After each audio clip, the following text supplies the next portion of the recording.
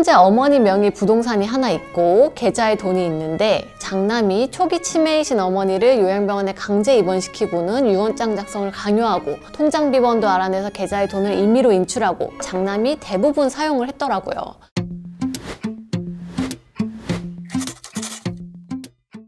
네, 성년후견인이라는 말 들어보셨나요? 성년후견은 질병, 노령의 성인을 보호하기 위해서 가정법원이 후견인을 선임해서 이 후견인이 재산을 관리하고 일상생활에 대한 지원을 해주는 거예요. 이 성년후견인은 보통 재산 상속 다툼이 있을 때 선임을 한다 이렇게 알고 계시지만 치매 초기 증세가 있는 부모님이나 요양병원에 계신 부모님과의 불화 문제 등을 잘 해결하기 위해서 이 성년후견 제도를 이용하기도 하고 있습니다. 제가 수행한 사건의 경우에 자녀가 5명이었고 장남이 어머니를 모시고 있었는데요. 다른 자녀들은 모두 호주에 있어서 왕래가 쉽지가 않은 상황이었어요. 그런데 어머니 명의로 집이 하나 있었고 문제는 장남이 어머니를 모시면서 그 집을 나한테 증여해라 이런 내용의 유언장을 써달라고 조르고 있었어요. 그러던 중에 어머니가 유언장을 자꾸 안 써주니 장남이 어머니를 시골에 있는 요양병원에 가두고 나오지도 못하게 한 거예요. 다른 자녀들이 이제 한국에 입국해서 우리 어머니를 좀 만나려고 가보니 요양병원에서는 주 보호자 아니면 아무리 자녀여도 면회를 못하게 한다는 거예요. 요새는 이렇게 감옥 같은 요양병원도 간혹 있더라고요. 그래서 어머니를 만나지도 못하고 어머니는 그 사이에 장남한테 가스라이팅이 돼서 통장 비번도 다 알려주고 울며 겨자 먹기로 유언장을 써주기 직전이었어요. 이 상황에서 제가 호주에서 입국한 자녀분이랑 함께 그 요양병원에 가서 가족관계증명서를 보여주면서 어머니 면회를 신청했고요. 그 길로 어머니와 외출을 해서 주거래 은행에 가서 최근의 계좌 내역을 쭉 뽑아봤어요. 그랬더니 역시 병원에 계신 동안 돈을 장남이 대부분 사용을 했더라고요. 그리고 병원으로 돌아가기 전에 정신과 의원에 들러서 치매 검사를 한번 받아봤습니다. 이제 88세의 고령이시다 보니까 초기 치매 증세가 나왔고요.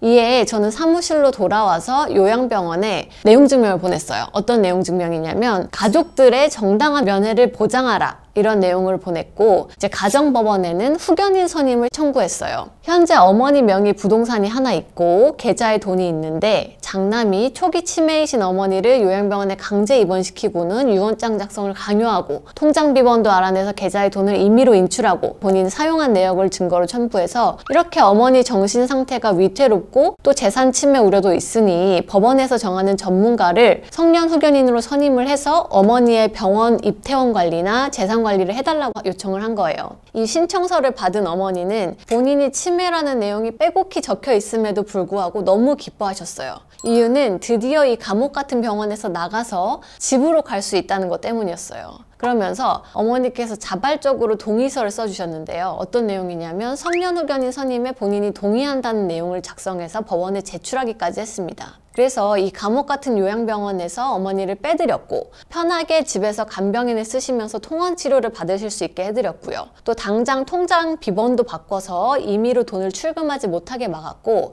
이 통장 잔고는 병원비와 간병비, 어머니 생활비로 꼭 필요한 곳에 사용할 수 있도록 해드릴 수가 있었습니다. 결국 장남과의 횡령 문제나 상속 문제는 여전히 남았고 향후에 복잡 단안한 소송이 예상은 되지만요. 성년후견인 제도를 100분 활용할 수 있었던 좋은 사례였습니다. 물론 다른 사안의 경우에는 이 사건처럼 꼭 전문가 성년후견인이 아니라 가족들 중에서 적절한 사람 또는 친인척 중에서 적절한 사람을 성년후견인 후보로 청구할 수도 있어요. 그런데 앞서 말씀드린 사안의 경우에는 다른 자녀들이 모두 호주, 해외에 있기 때문에 성년후견인이 돼서 그 재산 관리를 하기가 적절치 않았고 워낙 시일이 긴급하다 보니까 법원에 지정하고 있는 전문가 풀 안에서 직권으로 결정해달라 이렇게 신청을 했던 것이었어요. 앞으로 부모님의 치매 문제가 있는 경우나 요양병원의 입퇴원 문제가 잘 해결되지 않는 경우 또는 유언장 작성이나 재산 다툼이라는 쟁점이 있는 경우에는 이 성년후견 제도를 충분히 잘 활용해 볼 수 있다는 점을 기억하실 필요가 있겠습니다.